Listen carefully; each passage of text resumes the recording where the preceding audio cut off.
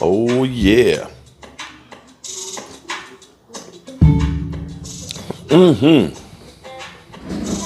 All right, good people. It is hump day. Time to get humping. Get over the hump. Do the Humpty dance. It is the middle of the week, and tomorrow night we got football again. It's week 7 in the NFL, and the Dallas Cowboys are sitting at 4-2. Mind you, we have been praised at being that team, and we have been beat down, left for dead as a bunch of losers. Somewhere in the middle is the real Dallas Cowboys. And I got to say, just kick back, relax, and enjoy yourself here because it's going to be a fun ride. You know, it's crazy. We end up living week to week where one week we are the absolute kings and the other times we're just the damn dogs. But that's the nature of the beast when it comes to the NFL.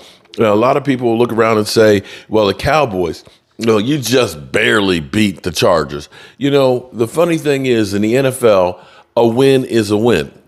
And right now we got 4 wins. I dare say if we can find a way over the next 11 games to win 6 of them, be slightly above 500, that's 10 wins. 10 wins should get you in the playoffs. Something the Dallas Cowboys 3 years in a row have not done since the 90s. So let's pump the brakes here. Now, we got issues. We have major issues, of course, with this team. We've got a lot of injuries. The bye week came at a good time. Our rookies have not shown up or shown off at all right now. Coaching calls, play calling has been suspect, and so on. But we're still finding a way to win. Let's see if we can continue to do that. You know, a lot of people, again, have been saying the Cowboys stunk. Cowboys, man, you barely beat that team. Well, some of the problems were penalties, and, we made them, which we need to be a more disciplined team. Some of them felt like, yeah, really, bro? Really? That's a flag? But be that as it may, they called them. Other issues, again, are rookies aren't playing well. Third, we've got injuries, and play calling is very, very conservative. Mike McCarthy is literally saying, we're not going to have a Green Bay game happen to us this year. We're not going to be up on a game, on a lead, because we're probably not going to get a big lead because of the way we're playing. But we're not going to be up on a big lead and still throwing the ball down the field for stats and have a team come back on us. We're going to use our defense. We're going to use our running game. We're going to use the battle of field possession. We're going to use our running game to make sure that we don't make the mistakes. We're going to let the other guys make the mistakes and win. Whether you agree with it or not, that is the sword that Mike McCarthy is going to fall on. That's the way he's going to play it. That's the way he wants to be. That's the way he wanted to be with Aaron Rodgers, and Aaron Rodgers did not like that. Aaron Rodgers wanted to go downfield. We'll find out if it works for the Cowboys, but I will say this. The year that they won the Super Bowl, I want to say they had the number 3 defense that took the ball away. Aaron Rodgers was 28 TDs and 10 interceptions.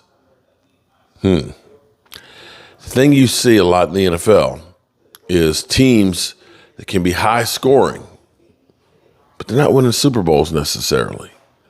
So we'll find out if that's the case. Now, I love this is Jeff Saturday. Jeff Saturday talking about that game against the Chargers on Skip and Shannon on First Take. Very well, because I just heard you guys say it wasn't an impressive win, and then go on to tell me how impressive the Cowboys look. Here's the bottom line. That was the biggest win of the season for the Cowboys and in the NFC this year. You had the 49ers lose, you had the Eagles lose, and in a must-win game, all their dudes showed up and absolutely balled. Dak Prescott did it with his legs and his arms. CeeDee Lamb showed up, $120, whatever it is, Cooks, who we hadn't heard from, scores a touchdown. The defense, Micah Parsons closes the game out and a Gilly interception. All those things are impressive. The only negative of the game for the Cowboys was the penalties. And I get that, Shane. I get you don't want penalties. You want a clean game. The game wasn't clean, but my God, it's impressive. You go on the road after you get dismantled by the 49ers. You walk into an away game in a must-win situation, and you close them out. That is it is impressive as it gets. In the NFL, when we know it ain't for long, everybody's going to be on you. You got to get that win before you go into the bye week. So y'all sit there and tell me it ain't impressive, but a 47% pass rush win rate by the Cowboys, that ain't impressive? It is impressive.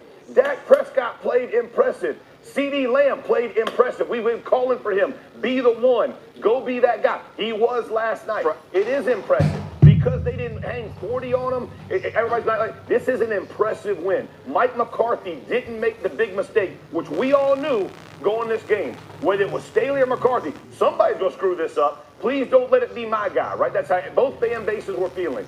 He didn't make the mistake. He decided to kick the field goal. Was he conservative? Sure, he was conservative. Does everybody love it? Sure. No, not everybody loves it, but they found a way to win. So to say it's not impressive is silliness. This was an impressive win. They had to have it. They went out and got it. And I appreciate all the stats that y'all gave me on how this thing wasn't impressive. You're filibustering it. You're taking up all the damn time. We want to get back there. Haters get mad when you throw facts at them. Haters get mad when you actually make the right point because they'll deflect to something. You're taking up all the time. You're filibustering because you don't have a comeback and an argument to it. The reality is the Cowboys can play really, really well, but we need people to show up. We had, of course, CD Lamb play great. CD Lamb and Dak Prescott, y'all need to talk every week. Okay, after that game, y'all should be talking again because that talk definitely worked. And maybe, Dak, you need to talk to Michael Gallup because Michael Gallup just was not that dude. And I still don't understand why Michael Gallup was targeted so many times. Michael Gallup was targeted almost as many times as CD and Brandon Cooks combined. Let that sit there for a minute. Let that sit there for a minute and marinate, okay? 11 times for CD and Brandon Cook, 10 targets for Michael Gallup, 11 targets for CD Lamb and Brandon Cooks, and 11 receptions. 10 targets for Michael Gallup and 3 receptions. That would be a change that I would definitely like to see. So we, of course, are having the bye week, so it will be a chance for the coaches to sit down, try and tweak the offense. This is a chance for the players to catch their breath, feel very good about themselves because you're 4-2.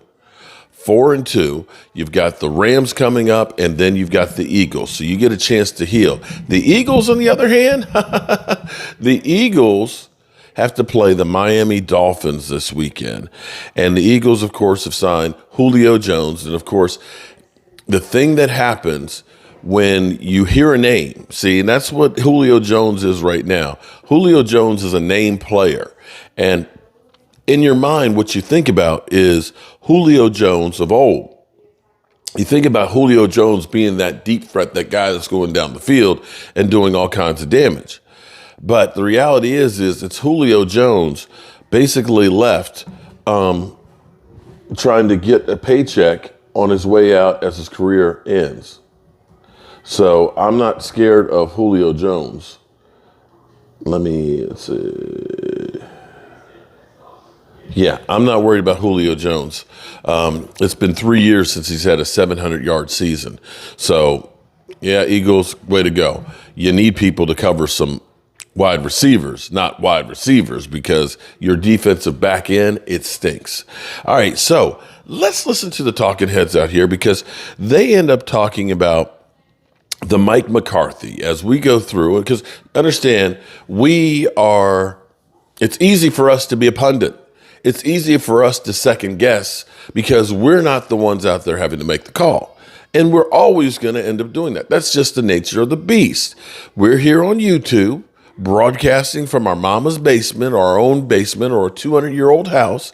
And it's easy on Monday, Tuesday, Wednesday, Thursday, Friday, Saturday to say what you should have done. But when you're in the middle of a game and you've got a second and a half to throw the football, or you've got 15 seconds to make a call on what play it is, it's a little bit more difficult. So let's listen to what they have to say about Mike McCarthy and his decision making. Let's go to the tape. Okay, so the question is, are the Cowboys too conservative? Is Mike McCarthy an idiot?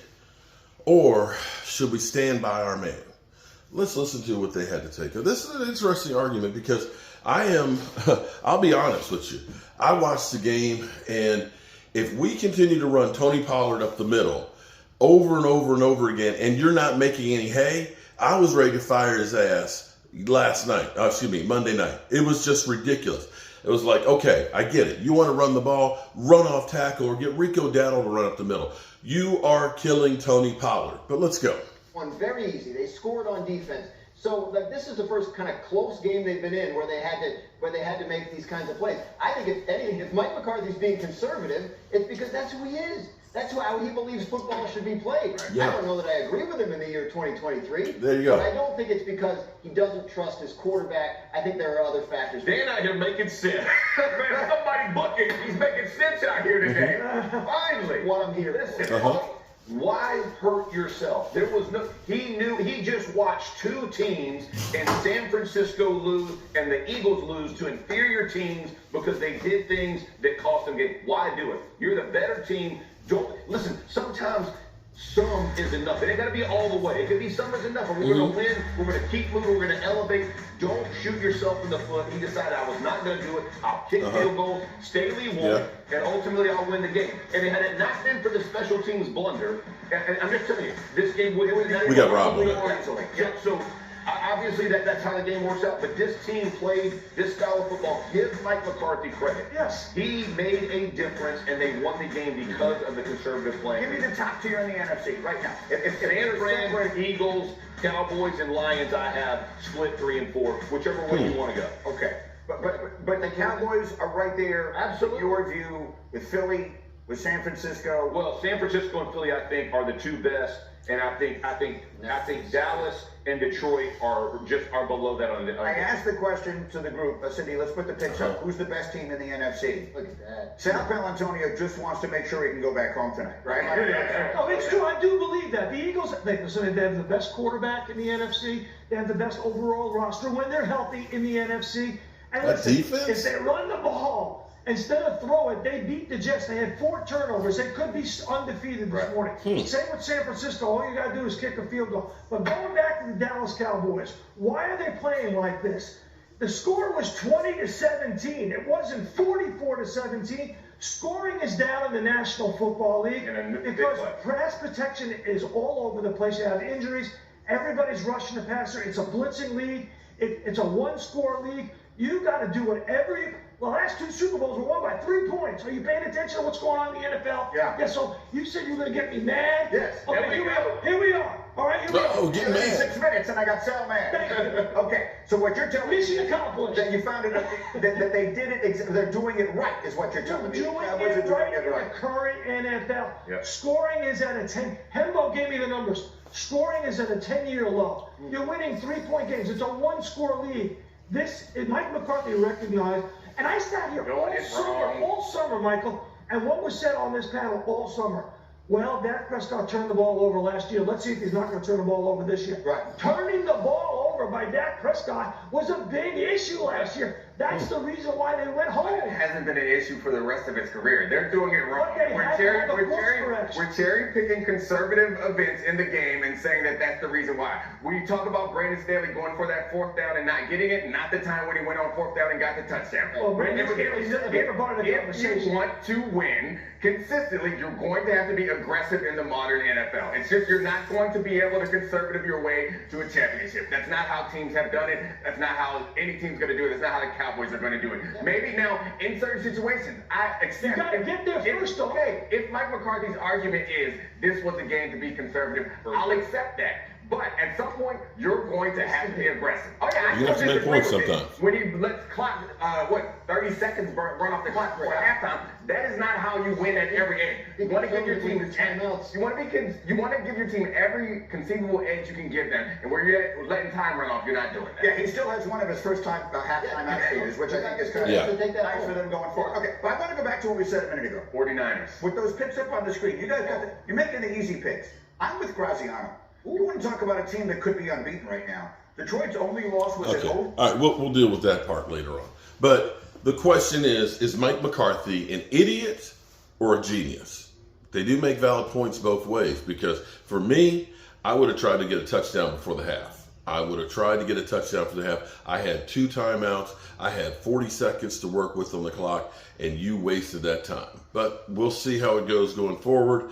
I know Jerry Jones was not happy about them not trying to get those points, but who knows? A win's a win in the NFL. I'm Mark Holmes, and as always, I appreciate you guys.